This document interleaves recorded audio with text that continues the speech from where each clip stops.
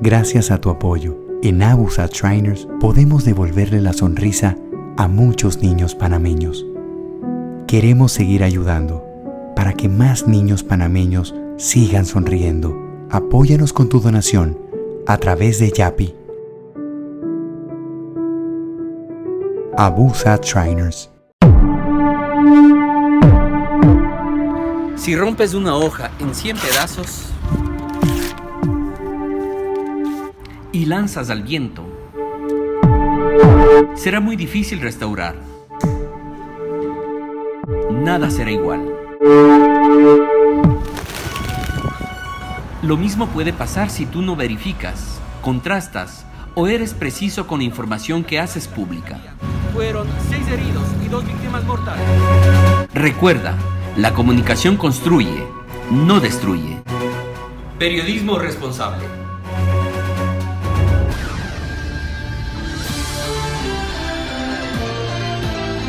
José Miguel comenta, con análisis, opinión, entrevistas, periodismo independiente, promoviendo los derechos humanos, con el periodista José Miguel Guerra.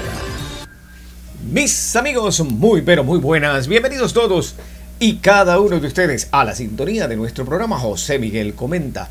Estamos en Hispania, estamos en YouTube, en la gran cadena exitosa, en Facebook, en X y también en Instagram. Gracias por estar con nosotros en estas plataformas, en los medios tradicionales y en las plataformas virtuales. Allí está a la carta nuestro programa.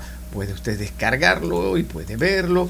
Y le pedimos que por favor se suscriba a nuestro canal de YouTube, @JMGuerraVideo, que también es nuestro canal de YouTube, de Instagram, perdonen. También es nuestra cuenta de X, el antiguo Twitter, @JMGuerraVideo.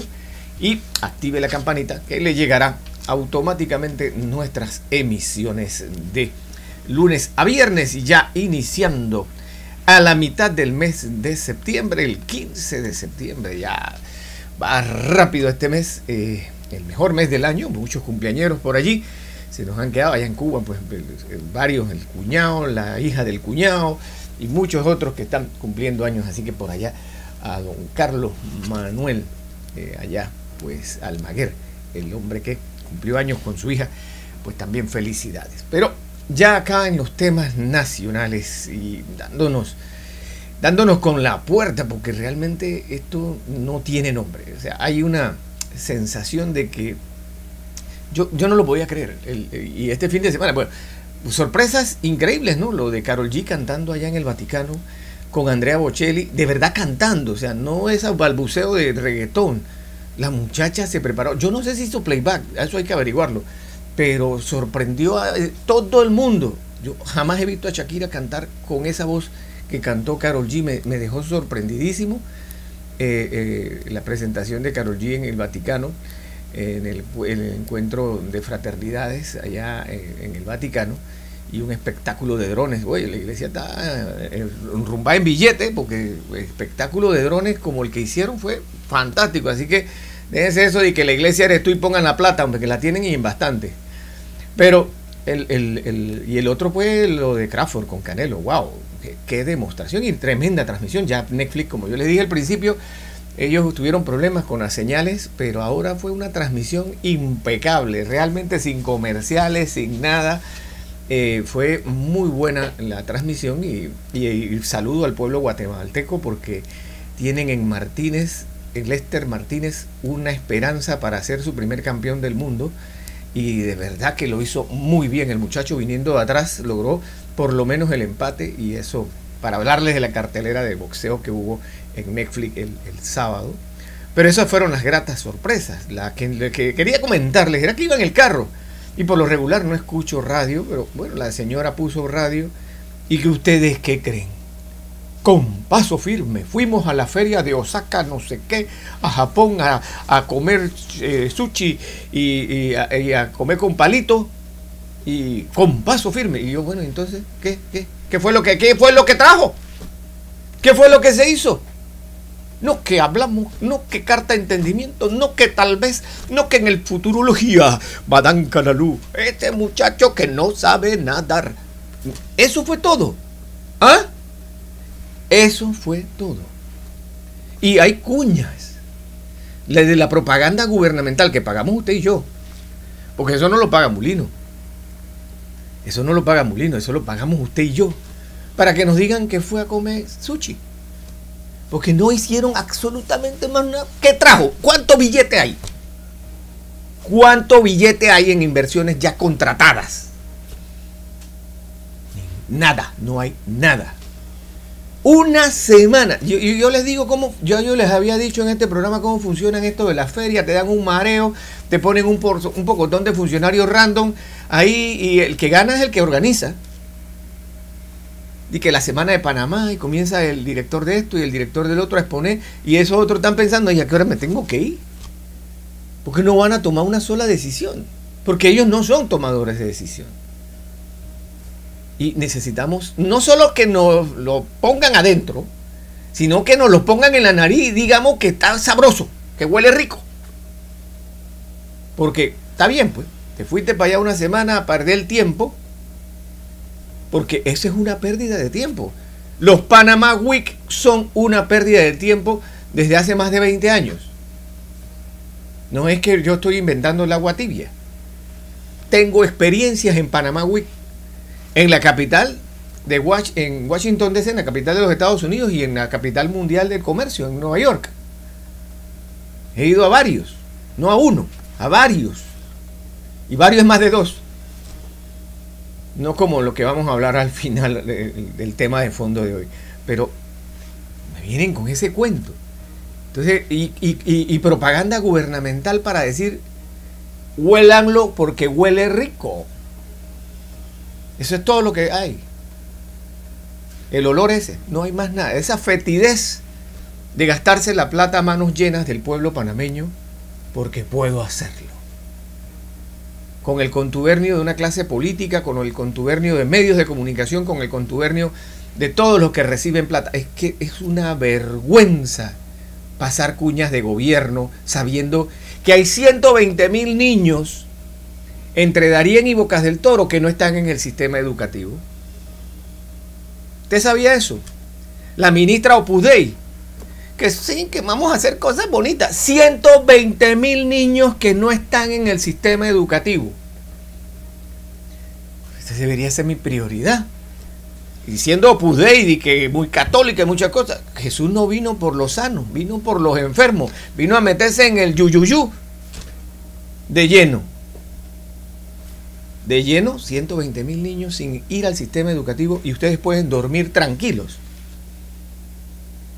Fuera de eso, toda la existencia delincuencial que hay en los bolsones de miseria y pobreza de San Miguelito, de Viejo Veranillo, de Brooklyncito, de Curundú, de Santana, del Chorrillo, de Pedregal, de Pacora, de la 24, de Mañanitas y todas las demás hierbas aromáticas que salen de ahí después de Ojo de Agua. Y ustedes duermen tranquilos, con paso firme, de verdad. Ahí está este instituto que no tiene ninguna razón de existir. Y me perdonan mis amigos que trabajan allí, 2 grandes amigos que trabajan en eso de que irse. Pero al frente está el INADE. Entonces, hacen exactamente las mismas cosas. Gastan presupuesto por lo mismo, porque a Varela se le metió en la cabeza que había que hacer eso. No fortalecer el INADE, sino hacer otra cosa, duplicar las cosas, como estamos acostumbrados a hacer, para más burocracia, para más nombramientos. Entonces pueden dormir tranquilos con esto. Y las voces halagüeñas allí, agoreras, están, sí, mira que le están recortando a cierto ministerio, que no sé qué. Ey, hermano, hay que cerrarlos. ¿Qué función específica tienen? Los 2 viceministros de Comercio Interior y Comercio Exterior, ¿qué hacen? Los 3 viceministros del Ministerio de Educación, ¿qué hacen? Y así, los no sé cuántos que hay en la Cancillería. Esto tiene que ponerse un orden. Y debe, mira, así como fue ayer, ese día nefasto, que empezó la caída del régimen de Manuel Antonio Noriega, cuando ya las cosas se salieron del tiesto, cuando Noriega pues mandó a matar a Hugo Espadafora Franco, y esto se fue del tiesto. porque aquí estaban con el contubernio de la clase política y estaban con el contubernio de los empresarios. Manuel Antonio Noriega gobernó con los empresarios. Y para ponérselos así, Costa del Este, el proyecto de Costa del Este ya andaba en ese tiempo. Ya estaba en construcción. O sea que eso venía con el beneplácito del general. Y muchos de los desarrollos de este país que hay hoy venían con el beneplácito del general, porque ellos estaban haciendo plata con el general. Lo que pasa es que cortando cabeza ya todo el mundo dijo, después sigo yo. Y la cosa se puso peligrosa. Y allí nacieron muchos opositores al régimen de Manuel Antonio Noriega. Yo me acuerdo de editoriales de hoy, súper gente que en contra de la dictadura, pero que escribían unos editoriales y los leían y los tiraban al aire, pero de arrastramiento total y absoluto a la dictadura militar. Y eran asesores de ministros como Popito Chiari, y eran así. Yo estaba allí. Y veía un post ayer que me pareció increíble. Y bueno, al momento de que mi generación, yo soy del 64, así que el último de los baby boomers soy yo, mi generación, la del 64, tuvimos la oportunidad de estar en todo el mundo de desarrollo análogo, de pasar de las cavernas al mundo análogo y de pasar del mundo análogo al mundo digital. Pero si tuvimos esa oportunidad, también tuvimos la oportunidad de mucha historia, de mucho conocimiento y de tener ese conocimiento. Así que usted cultívelo. Por eso que siempre les digo, y los invito a que vean nuestros programas de mañana y el miércoles, que tenemos pues mucha información para dar de conocimiento del acervo, porque hay que culturizar y promover los derechos humanos.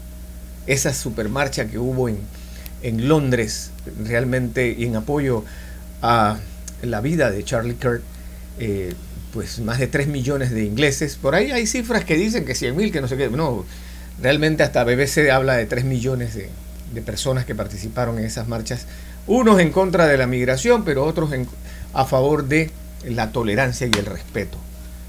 Porque mataron a Charlie Kirk, pero no hubo cierre, quemes ni nada. Rozan a un afroamericano y hay 2 meses de destrucciones. Así que eso, para que lo tengamos en cuenta. Pero volviéndonos a nuestro terreno, estas son las cosas que a uno lo ponen a pensar, porque sale el director de la DGI a decir que el 60% de los empresarios evaden. La prueba, 50 y tanto % evaden. ¿Dónde está la prueba? ¿Dónde están los nombres de las empresas que evaden? ¿Dónde están los procesos? ¿Dónde están? ¿Hablas porque el aire es gratis? No. ¿Dónde están los funcionarios públicos? No pueden hablar porque el aire es gratis. Aquí están las evidencias. Estas son las denuncias. Y en el último caso, hasta con estas son las condenas por estar evadiendo impuestos a las empresas que, según el titular de ayer, a grandes rasgos, que payola le tira la prensa al gobierno. Wow. De que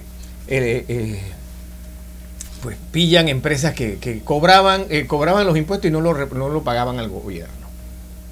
¿Cuáles empresas? ¿Cuáles empresarios?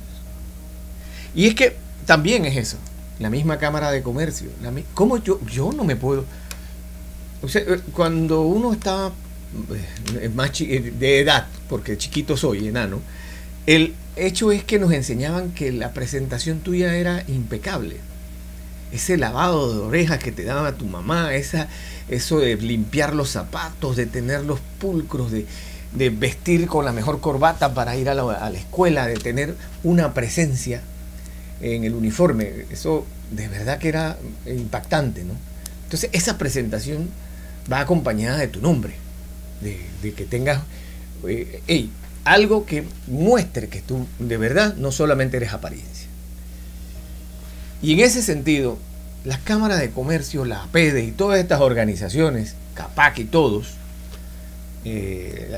¿cómo se llama? El Consejo Nacional de la Empresa Privada, el Sindicato Industriales, todos estos gremios, ¿usted ha visto alguna vez que hayan sacado una lista expulsando a alguien porque participó en actos de corrupción, expulsando a alguien porque está vinculado con dineros del narcotráfico, diciendo, hey, esto lo eliminamos de aquí porque nosotros somos lo que somos.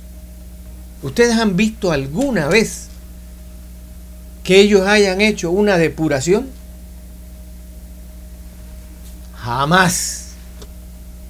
Pero sacan comunicados en contra de la corrupción, pidiendo a la administración de justicia que sea y que sea y que haga, pero jamás sale el mea culpa. Hey, se nos coló fulano de tal. Yo me acuerdo un bochinche del año 90. Una empresa de joyería patrocinaba el Miss Panamá.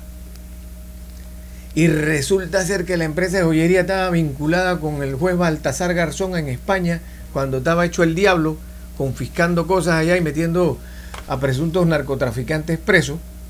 Y la empresa era la joyería aquí en Panamá era una subsidiaria del lavado de dinero de España.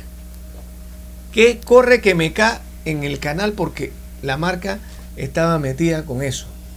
La noticia jamás salió. La noticia jamás salió. Y cuando tú llegabas al local, tenía un loguito que decía miembro de la Cámara de Comercio, Industrias y Agricultura de Panamá. Todos estos empresarios que no pagan la cuota obrero patronal, todos estos empresarios que evaden los impuestos, todos estos empresarios que cobran y no lo pagan, y descuentan y no lo acreditan. ¿Dónde están los mea culpas? Para nada. Y así estamos, y así vamos, ¿no? Y es triste y lamentable que esto se esté dando de esa forma. Pero nos vamos más allá de eso. Vámonos ahora a la otra parte, al corrupto, porque estos son los que corrompen, las empresas privadas. Y el corrupto es el funcionario público. Entonces sale un titular ayer, es que es para analizarlo. Esto es increíble, ¿no? Red de corrupción de funcionarios de la Caja de Seguro Social. Cuando tú hablas de red o conspiración para hacerlo, tú estás hablando de que hay pues 10, 15, 20 personas metidas en el escándalo del Banco Nacional, que se apropiaban del dinero de la gente que pagaba hipotecas y cosas así. Eran como 15 funcionarios. Aquí la noticia habla de red y hay uno condenado y otro detenido. ¿En serio? Estas payolas, estas cosas que... Ese toallón, porque payola para los DJs es que le dan plata para que ponga música de cierto artista. Pero la toalla es dame aire. Dame aire, lo que pedía Canelo en el 11º asalto cuando le estaban dando una puñera. Así mismo, dame aire. Y le tiran este aire para decir que se está haciendo algo. Pero no nos vamos a la inoperancia, porque sería como redundar, ¿no? de la peor administración de la Caja de Seguro Social, que está peleando ganarse la anterior, el actual director de la Caja de Seguro Social, una persona neófita en el asunto, una persona totalmente manejable y viable por parte de los que están alrededor de él, un títere del status quo de la Caja de Seguro Social. Entonces tiran esta noticia para tirarle la toalla a él de que se está haciendo algo. Pero eso en ese lado. Pero en el lado de los 20 y tantos, 30 y tantos sindicatos que hay dentro de la Caja de Seguro Social, ni una sola palabra. Ni un, hey, métanlos presos.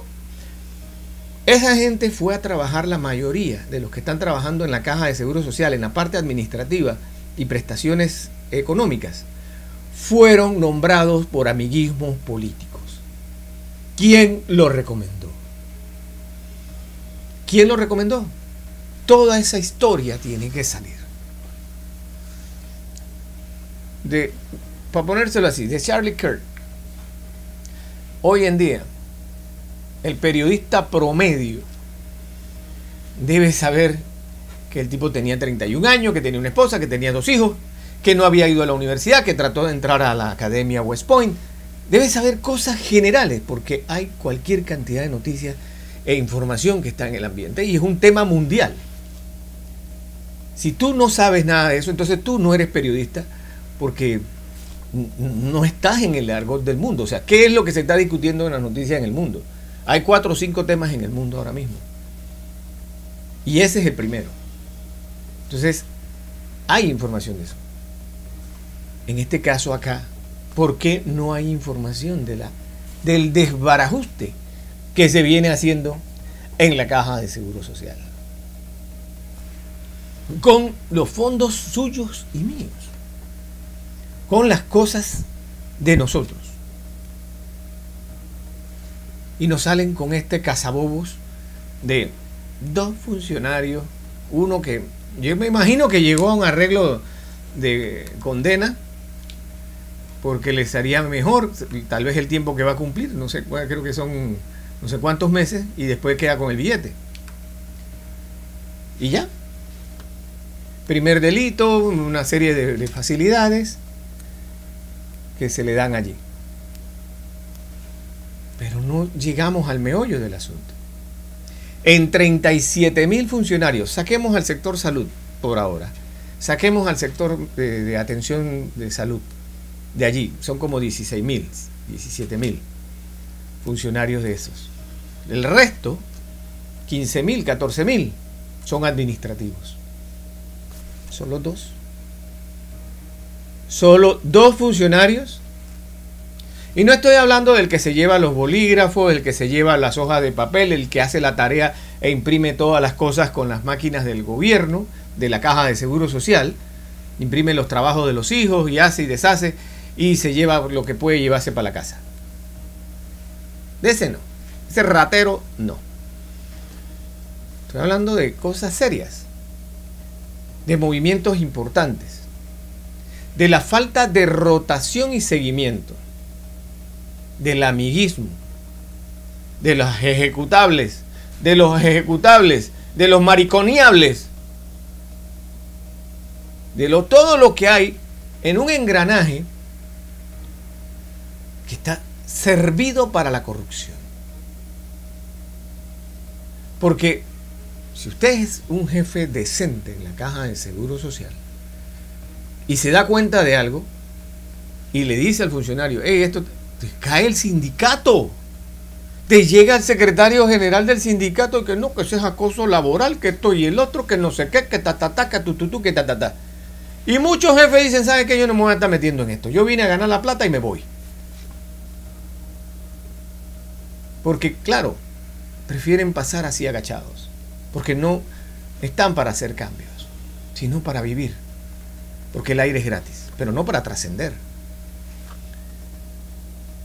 Y eso es lo que tenemos. Y la Caja de Seguro Social es como el laboratorio que nos está mostrando cómo es el engranaje gubernamental, cómo son los funcionarios que en una junta comunal nunca han visto $500. Llega una persona con el dinero en efectivo de tonto, porque puede hacer cheque a nombre del Tesoro Nacional, certificado, pero no quiero hacer fila, y le da los $500 en X junta comunal y se lo roban, porque nunca han visto $500 uno detrás de otro.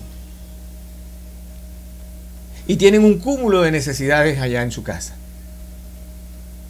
Porque ellos ven que llega ante el representante y hacen algo que perjudica a todo el pueblo, con una barriada que no tiene agua, que no tiene electricidad, que no tiene servicios públicos, que no tiene entrada para los vehículos, pero como dio una gran donación al representante, eso se hizo. Entonces ese funcionario ve esa corrupción allá y él dice, espérate, si también debe alcanzar para mí. Porque, como les digo, no hay el mensaje contundente. No hay, no solamente, es el escarnio público. Y ustedes perdonen, pero es que como es la noticia, y es apasionante la noticia, veía yo hasta Elon Musk ayer, que salió, que el empleado de él, que se ponga a decir que estaba bien muerto el muchacho Kurt, él mismo lo va a votar. Y la ola de despidos de los sin cerebro que salieron a festejar la muerte de un ser humano que solamente hablaba, debatía y salieron a decir que eso estaba bien hecho, Casi todos los han votado. Y los que eran en el momento dueños de negocios han tenido que pedir 1000 disculpas porque la gente les boicotea el negocio. Porque esa es la solidaridad de grupo para poder ejercer el cambio. Ese es Nepal. Nos iban a quitar el internet donde denunciábamos las fotos de los chiquillos, de los hijos de los ministros, de todos, de los generales, gastando a manos libres todo el dinero del pueblo, y querían censurar Facebook y todas las redes sociales para que no salieran las noticias que no le gustaban a ellos. Y se levantaron los muchachos y ahora tienen una primera ministra interina. Y hay elecciones convocadas para marzo del próximo año. Es que si no nos unimos, no nos unimos. Y ellos siguen en la misma. Y no es que nos tiren un hueso y ya nos alegramos. No somos perros. Tiene que haber algo, pero es que hubo algo un 14 de septiembre. Hubo un antes y un después. Después del 14 de septiembre de 1985, todo cambió en este país. Todo cambió. Se prolongó la letanía de la muerte de la dictadura hasta el 20 de diciembre del 89. Pero eso empezó el 14 de septiembre del 85. Así mismo es ahora. La depuración en todo tiene que empezar por algún lado, porque no puede ser que esto siga y siga y siga y nosotros de bobos no estamos allí. No estamos allí, pues. Ya, para mí, qué bueno fue ver los centros comerciales. Mucha gente con 0 paquetes, tal vez estaban haciendo window shopping, pero qué bueno ver los centros comerciales con bastante gente, estaban bastante llenos. Y que haya ese movimiento comercial. Miren, desde el punto de vista del 60% del desempleo informal de este país, los felicito. Que tengan ustedes para comprar y que tengan ustedes para llevar a su familia a comer algo. Los felicito y se lo merecen. Estoy totalmente de acuerdo con que lo hagan porque ese es su esfuerzo, y den gracias a Dios siempre y en todo momento porque tienen trabajo contratado. Pero desde el punto de vista de nosotros vemos desde la ventanilla. Estamos viendo desde la ventanilla. Y debemos hacer las cosas para todos. Si no se la roban, alcanza la plata. Si no pasean una semana en Japón, hay estudiantes que pueden ser beneficiados. Si no alquilan pantallas y locuras para hacer un showcito para un ministro de seguridad, hay plata para pagarle viáticos a los policías, lo que sea, ni siquiera para otra cosa, para darle educación a este poco de muchachos que están de policías, que no tienen modales, que no saben interactuar, que no tienen verbo para interactuar con las personas, que su grado de escolaridad es una cosa, pero que la educación en su casa fue otra. Que le enseñen lenguaje, que les pongan a leer. Esa plata que se gastó el ministro de Seguridad hubiera servido para eso, para dar formación. Pero, bueno, esos son temas que tenemos que ver. Pero sí, seguimos en esto de nos tiran un hueso y salimos corriendo. Sí, está atacándose la corrupción. La red de dos. ¡Wow! Fantástico. Bueno, mis amigos, eso en esos temas. Vamos a nuestra pausa y regresamos con todos nuestros temas internacionales de hoy. Si tienes pasión por las ventas, excelente actitud y dinamismo, esta es tu oportunidad. En Hispania te estamos buscando. Ofrecemos atractivas comisiones, capacitación y el respaldo de un equipo que desea ver tu talento brillar. Envía tu hoja de vida al correo info@hispaniamedia.tv con el asunto vacante ventas y te estaremos contactando. Somos Hispania, la ventana del talento nacional.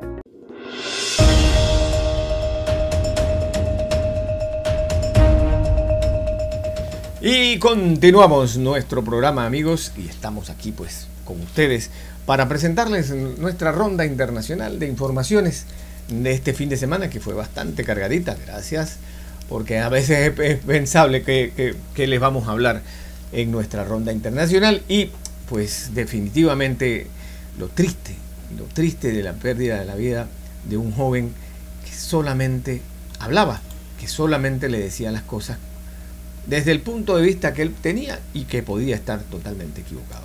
Erika Kirk, la esposa del asesinado Charlie Kirk, se ha dirigido a los estadounidenses con lágrimas en los ojos en una transmisión en vivo junto a la silla vacía de su esposo. Ha agradecido a quienes acudieron rápidamente para intentar salvar la vida de Kirk tras el disparo mortal que recibió en la Universidad de Utah. Muy emocionada prometió que la voz de su marido seguirá viva. They killed Charlie because he preached a message of patriotism, faith, and of God's merciful love.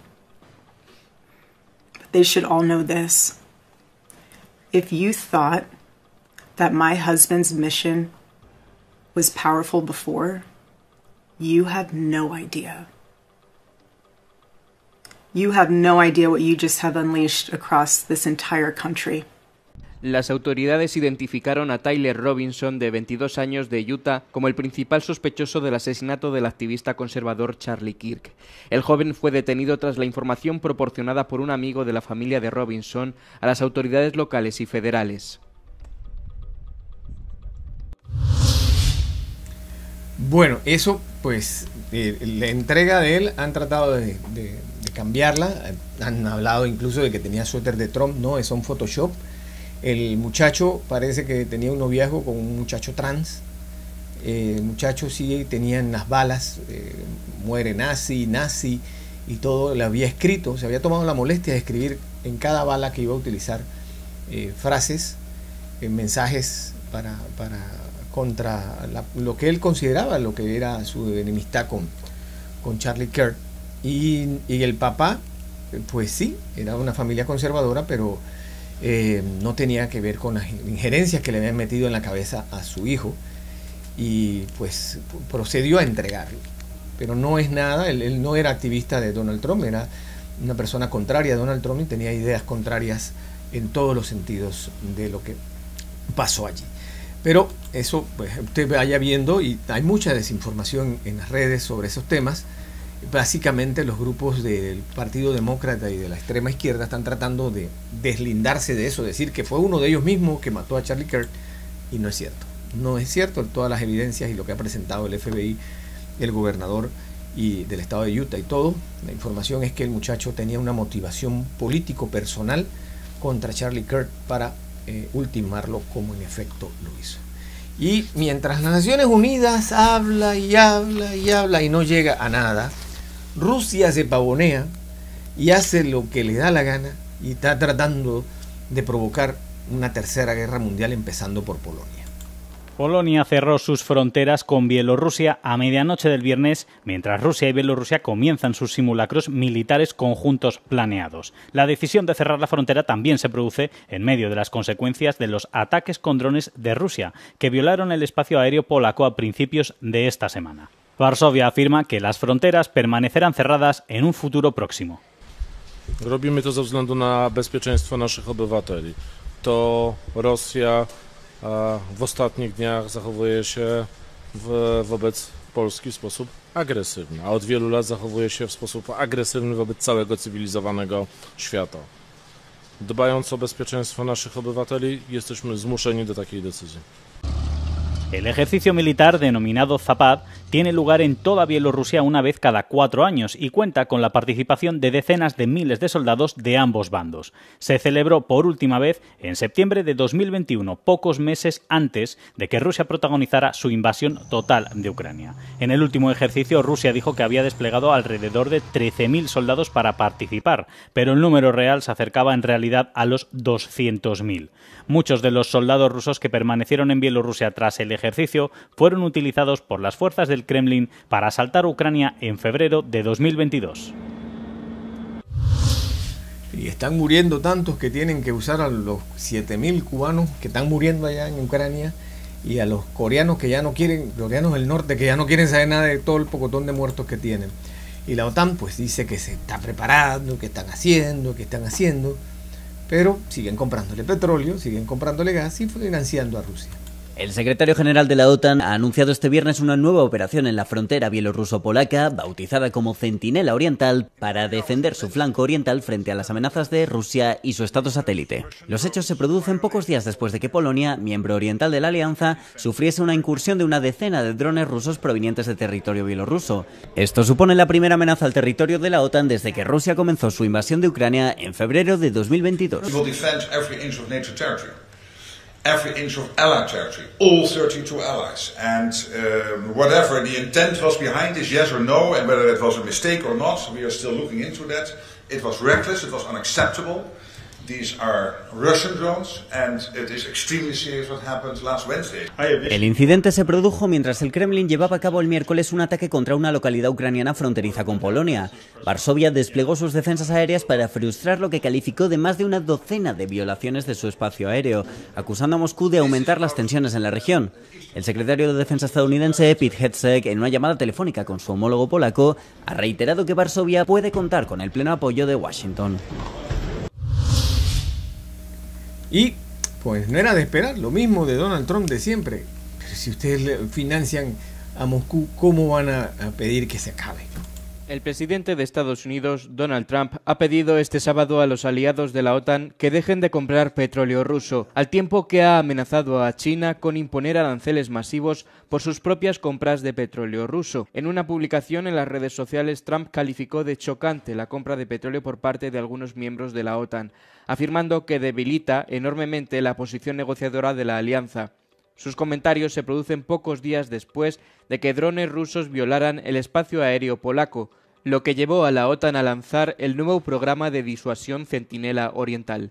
Las declaraciones se producen también tras la cumbre celebrada el mes pasado en Alaska entre Trump y Vladimir Putin, en la que no se logró ningún avance para poner fin a la guerra. Varios miembros de la OTAN, entre ellos Turquía, Hungría y Eslovaquia, siguieron siendo importantes compradores de petróleo ruso tras la invasión de Ucrania. Trump también repitió su afirmación de que es la guerra de Biden y Zelensky y que no se habría producido si él hubiera sido presidente cuando comenzó a principios de 2022. Bueno, ¿y qué les puedo decir? Brasil conmocionado, pues sumamente dividido, así como fue el fallo de la Corte Suprema de Brasil condenando a Jair Bolsonaro. Pero la popularidad del expresidente y su grupo pues es muy fuerte. ¿Y por qué no todo está acabado para Jair Bolsonaro? Pues lo vemos aquí con nuestros amigos de la BBC de Londres. 27 años y 3 meses de prisión. Es la condena del Supremo Tribunal Federal de Brasil para el expresidente Jair Bolsonaro por participar en un intento de golpe de Estado tras haber perdido las elecciones presidenciales de octubre de 2022. Es un fallo histórico porque es la primera vez que se condena a un ex jefe de Estado brasileño por golpismo, algo que Bolsonaro rechaza como una persecución política y que ocurre pese a presiones de la derecha política brasileña y de Estados Unidos para evitar su condena. 4 de los 5 jueces que conforman la más alta corte de justicia del país consideraron que hubo evidencias suficientes de que Bolsonaro participó de una conspiración para quebrar la mayor democracia de América Latina. En este video te contamos cómo fue ese intento de golpe de Estado y por qué la condena a Bolsonaro no necesariamente supone su final político. Las imágenes de miles de simpatizantes bolsonaristas invadiendo las 3 sedes de los poderes en Brasilia el 8 de enero de 2023 dieron la vuelta al mundo. Pretendían evitar la toma de posesión de Luiz Inácio Lula da Silva, quien había ganado las elecciones en octubre de 2022, unos meses antes con un margen estrecho de menos de 2 puntos, y reclamaban una intervención federal que nunca llegaría. Después de las elecciones e instigados por su presidente, según la acusación, los bolsonaristas comenzaron a bloquear carreteras con camiones en todo Brasil y acamparon frente a cuarteles del ejército exigiendo que se anulara la elección y que las Fuerzas Armadas intervinieran para evitar la toma de posesión de Lula. Investigaciones posteriores demostraron que durante ese periodo Bolsonaro se reunió con los jefes de las Fuerzas Armadas para discutir una imposición de estado de emergencia y anular el resultado electoral. Aunque la Policía Federal concluyó que la falta de apoyo de los jefes de militares de tierra y aire hizo naufragar la conspiración golpista. Además, uno de los colaboradores del exmandatario admitió ante el Supremo que redactó un plan para asesinar a Lula y a su vicepresidente electo, Geraldo Alckmin, y también a Alexandre de Moraes, uno de los magistrados de ese tribunal. Es importante recordar que Lula, quien estuvo preso durante 580 días, fue habilitado para participar en las elecciones de 2022 después de que el Supremo Tribunal Federal revocara sus condenas. Fue entonces, tras su habilitación, que Bolsonaro comenzó a cuestionar la fiabilidad del sistema de votación del país, afirmando sin pruebas que las máquinas de votación electrónica podían ser hackeadas para orquestar un fraude. Bolsonaro no solo exigió el uso de voto en papel, sino que sugirió que no aceptaría los resultados sin él, señalando que Lula solo podía ganar mediante fraude. El día de la segunda vuelta, la policía de carreteras, dependiente del gobierno, instaló retenes en zonas favorables a Lula. Esto fue visto como un intento de dificultar el voto, pero Bolsonaro argumentó que buscaba prevenir el fraude, el mismo motivo detrás del intento de golpe de Estado. Pero demos un paso atrás. Bolsonaro, exoficial del ejército, llegó al poder en 2018 después de ser congresista durante casi 30 años. Según explicó Caio Quero, editor del servicio brasileño de la BBC, Bolsonaro construyó su carrera política a partir de declaraciones incendiarias y elogios a la dictadura militar en un momento en el que Brasil se encontraba en un contexto de profunda crisis institucional, económica y política. Tras ganar las elecciones, formó un gabinete compuesto por figuras sin experiencia en la administración federal y cargos clave ocupados por oficiales militares, y adoptó una postura proempresarial, alineándose ideológicamente con Estados Unidos y otros gobiernos conservadores, como los de Hungría e Israel. Una de las polémicas más grandes del gobierno de Bolsonaro ocurrió durante la pandemia de 2020. Bolsonaro no solo se opuso al distanciamiento social, argumentando que afectaría a la economía del país, sino que también se manifestó contra el uso de mascarillas, se negó a las vacunaciones y comparó el COVID-19 con una simple gripe.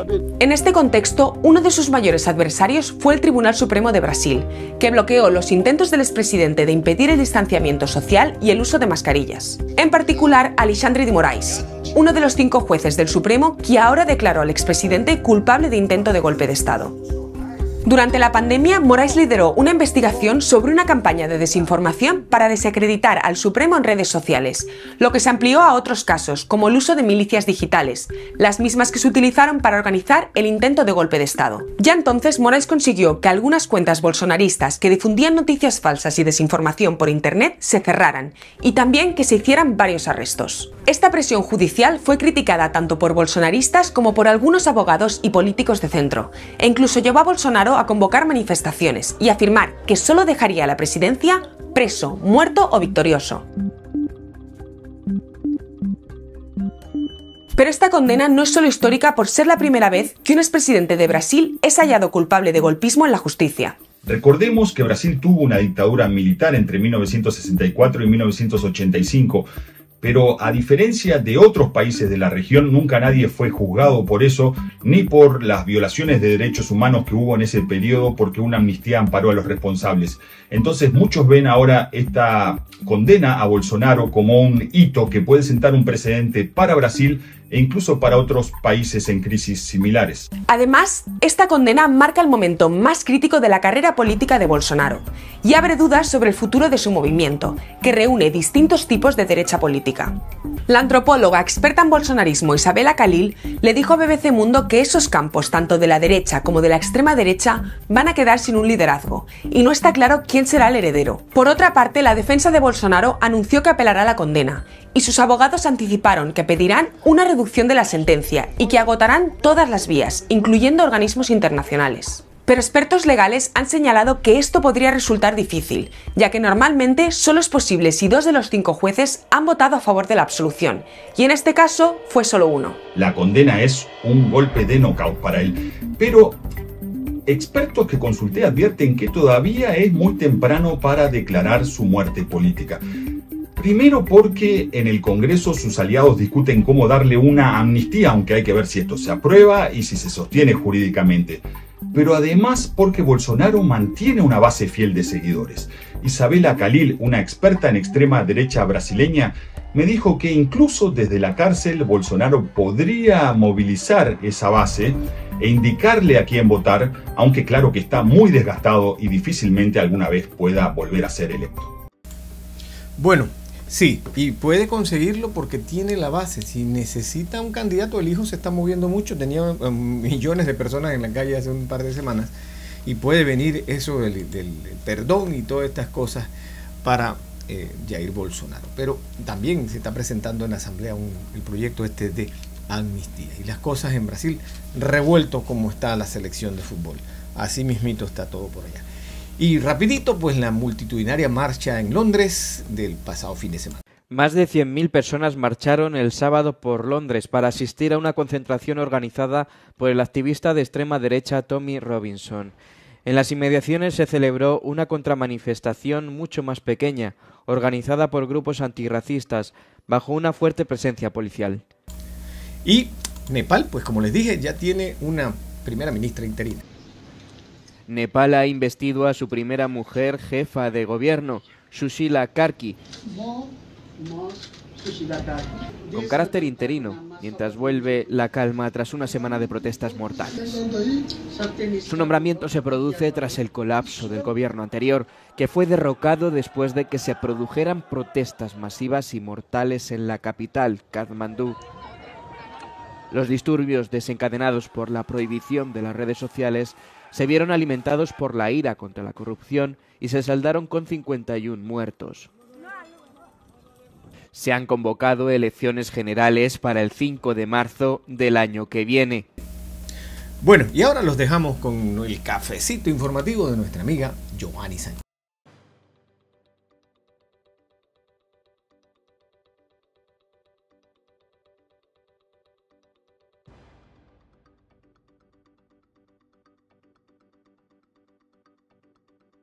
Bueno, no salió el cafecito informativo, pero bueno, vámonos con pues las 40 horas sin luz que padecieron en Cuba. Aquí cocinando con leña así. El quinto colapso energético en menos de un año. En la isla de gobierno comunista se cayó este miércoles el sistema electroenergético nacional. Apagón. No estoy en Ucrania, estoy aquí en 19:36. Ahora está en la cola para comprar el pan porque no hay gas, no hay electricidad. A las 9:14 colapsó las higueras, se fue del parque el Sistema Electroenergético Nacional.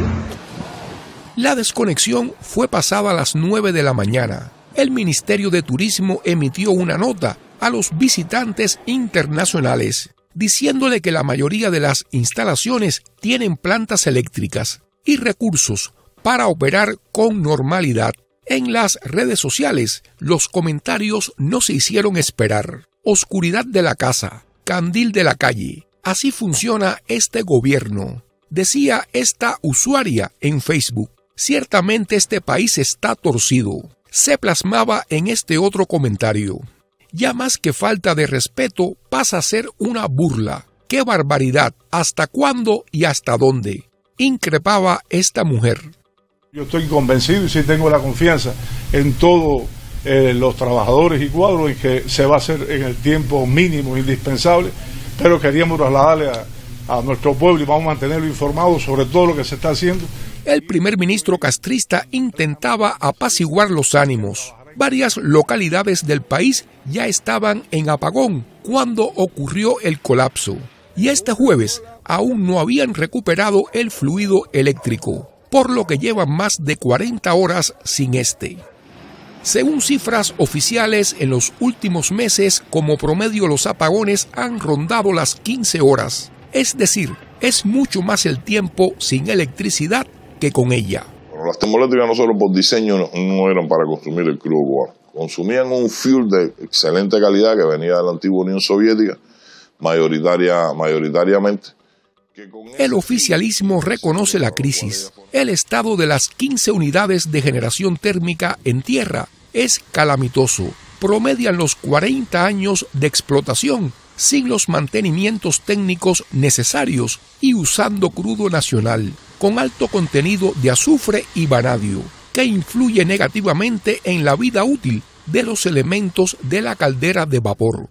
La solución, según expertos, no se divisa. Las arcas del régimen están en números rojos, por lo que los apagones continuarán y la tendencia es al aumento. Bueno, triste información. Y ahora sí, Joanny nos cuenta su cafecito informativo. Voy a hablar de la enseñanza de las lenguas en Cuba. Se podría trazar prácticamente el derrotero de la diplomacia y las oscilaciones ideológicas y políticas de La Habana a partir de qué tipo de lenguas se han enseñado en las escuelas de la isla. Sí, cuando yo estudiaba, recuerdo en la secundaria, en el preuniversitario, eran los momentos en que todavía el ruso tenía un protagonismo en las materias que se impartían en aquel entonces. La cercanía entre Cuba y la Unión Soviética, o más bien el orbitar como un satélite de la isla alrededor de la Unión Soviética, hizo que la enseñanza del ruso se extendiera por todo el país. Después, poco a poco, empezó también a enseñarse inglés y pues ese momento de la enseñanza de la lengua inglesa tuvo su cima, su momento más fulgurante cuando los años del deshielo diplomático entre Washington y La Habana, hasta el punto que el propio Raúl Castro llegó a decir que los funcionarios debían aprender inglés. Varios medios oficiales aseguraron que la enseñanza de esa lengua era una prioridad y Castro aseguró que el próximo presidente cubano iba a hablar fluidamente el inglés, algo que, como ya sabemos, no se cumplió. Bueno, pues otra vez el inglés vuelve a estar de capa caída porque se está privilegiando también otra vez el ruso, también se enseña chino y la lengua, la llamada lengua del enemigo, según la propaganda oficial, ha pasado a un segundo lugar. Pero no solamente porque así lo determina la política y los vaivenes ideológicos, sino también porque hay falta de profesores y de gente capacitada que pueda enseñar la lengua de Shakespeare. En las academias de idiomas, por ejemplo, faltan los maestros por estos días en que justamente se hace la matrícula para este tipo de centros docentes a lo largo del país. Se ha visto que hay una ausencia de profesores calificados porque, claro, el que habla inglés fluidamente como para enseñarlo prefiere utilizar esos conocimientos emigrando a un país de habla inglesa. El motivo para matricular en estas aulas también sigue siendo, en primer lugar, la emigración. La mayoría de los estudiantes que optan por este tipo de enseñanzas tienen en la meta número 1 salir del país y radicarse en una nación donde esa lengua le pueda servir para el día a día. Y bueno, pues todo esto está provocando que haya poca cantera dentro del país que pueda servir como un relevo a los profesores que se van y bueno, pues los estudiantes avanzados se quedan impartiendo la asignatura. Eso no está ocurriendo. Hay una gran interrupción también por la emigración, por el hacer constante de las maletas, por la isla en fuga de la que tanto he hablado en este programa. Y eso menoscaba la calidad de la enseñanza y lamentablemente es algo que lastra profesionalmente la calidad que exhiben los cubanos cuando se desempeñan en otros ámbitos laborales por mucho currículum lleno de enseñanzas, graduaciones, máster y posgrados. La ausencia del conocimiento avanzado de la lengua inglesa es un menoscabo significativo, y todo eso tiene que ver también con la ojeriza que ha mantenido por décadas el régimen de La Habana hacia todo lo que tiene que ver con Estados Unidos, el inglés y todo lo relacionado con esa cultura. Si hubiera habido una verdadera intención de fomentar el uso, el aprendizaje, el hablar fluidamente la lengua inglesa, bueno, pues nuestros niños y adolescentes hubieran adquirido ese conocimiento. Pero como no hay una voluntad oficial de hacerlo, bueno, pues se sigue menospreciando la enseñanza de la lengua inglesa.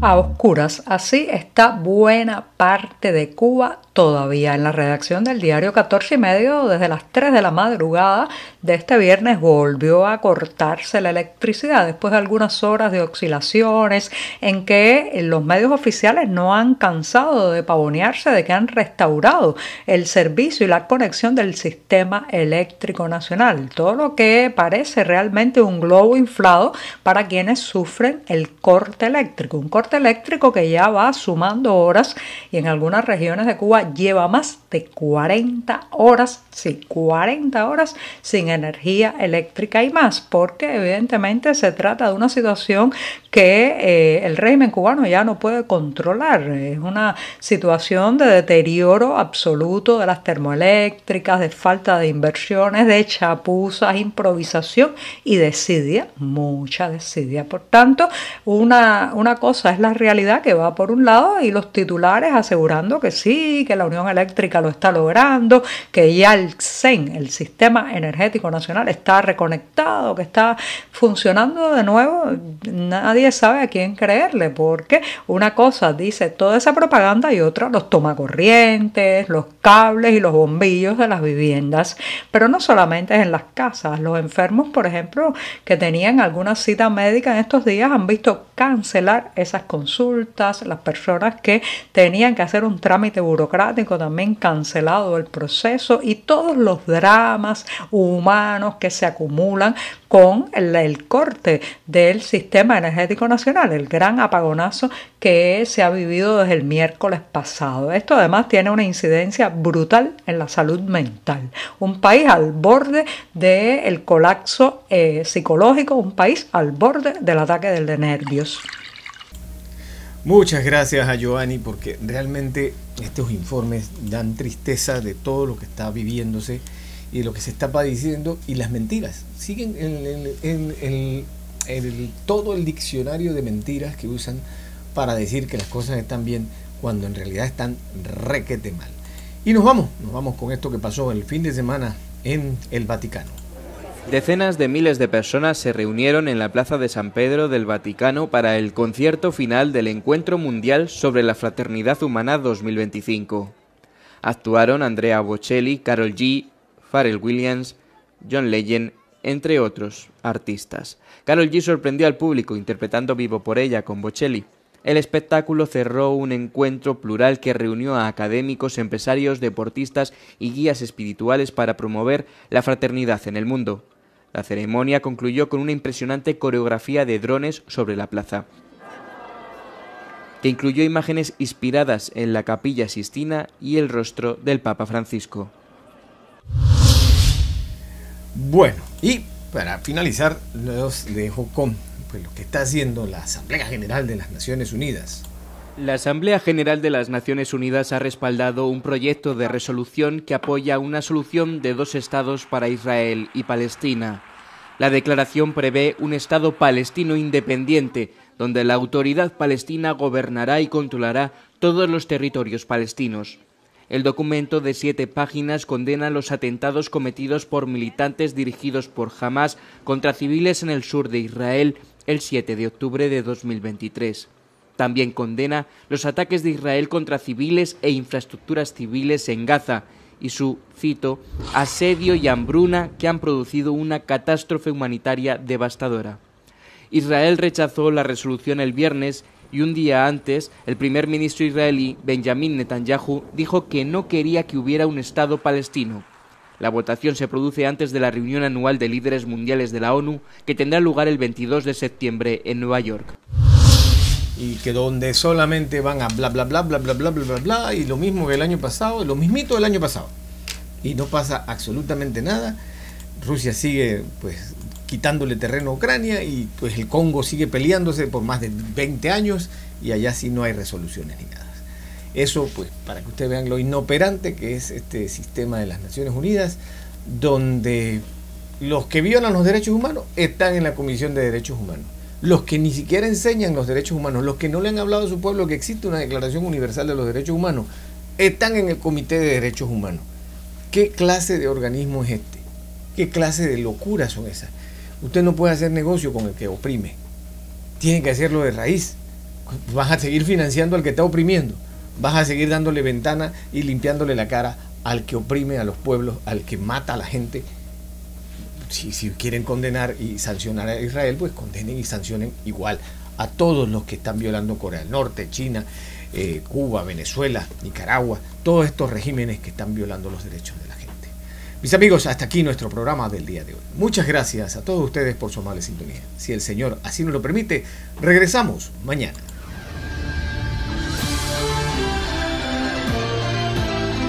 José Miguel comenta, con análisis, opinión, entrevistas, periodismo independiente, promoviendo los derechos humanos, con el periodista José Miguel Guerra.